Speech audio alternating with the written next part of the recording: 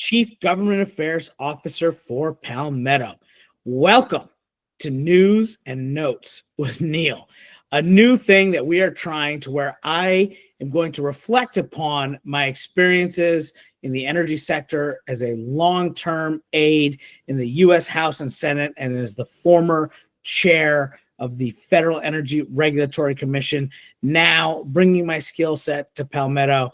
Just going to touch upon some of the key energy issues that are in the moment, in the news every week.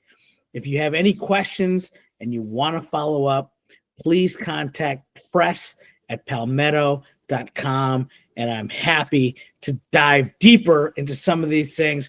But I thought I would just start with hitting on some of the key issues of the week. So for me, my big focus is on what is going to happen with the Inflation Reduction Act and the key tax provisions that are incorporated there.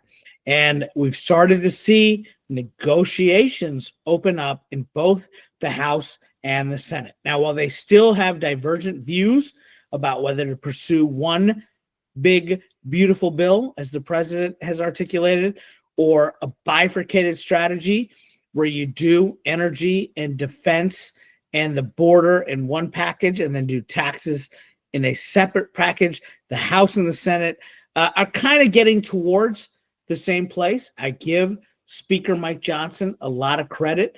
He has consistently pulled rabbits out of the hat and gotten wins in moments where a lot of people were doubting him. And so there's a lot of momentum on the House side right now to move towards that one big, beautiful bill, but it's going to be a challenge. And so the key committees in the House and Senate were working all week. The members were on recess, but having been a former staffer myself, I know that it's the staff during recess that tends to get a lot of the really heavy lifting and hard work done. And my understanding from conversations I've had with former peers and colleagues is that this week was an important one. But one key message that has been emphasized by stakeholders who are approaching the staff and approaching the committees is we need to win the AI war against China for national security purposes. China has more power than we do, and power, electric power, is essential to winning that AI war, and we need to catch up. And that means eliminating tax incentives that deploy resources like solar and storage and geothermal would be a mistake. We need to embrace policies that will enable Americans to take advantage of every available electron so we can win that AI race. And there were some serious executives that were in Washington this week that were meeting with the administration that shared that message that I am told got a very favorable response from top folks within the administration. So going to continue to be the principal focus in the energy area, but it's one that we got to get right.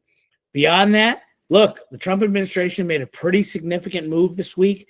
They removed 2 commissioners from the Independent Federal Trade Commission, the FTC. This is a commission chaired by my fellow McConnell alum, Andrew Ferguson. I myself served as chairman of the Federal Energy Regulatory Commission.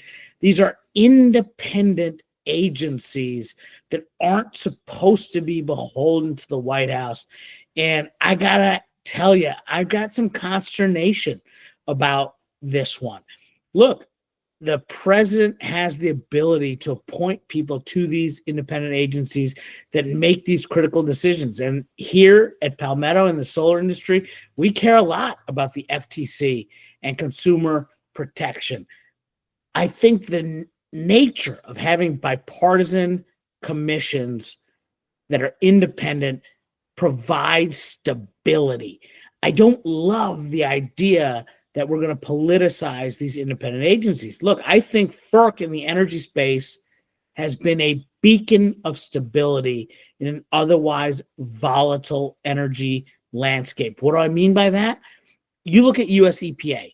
EPA went one direction under the Obama administration, a completely different direction under the first Trump administration, whipsawed again under the Biden administration, and then flipped again now under a second Trump administration.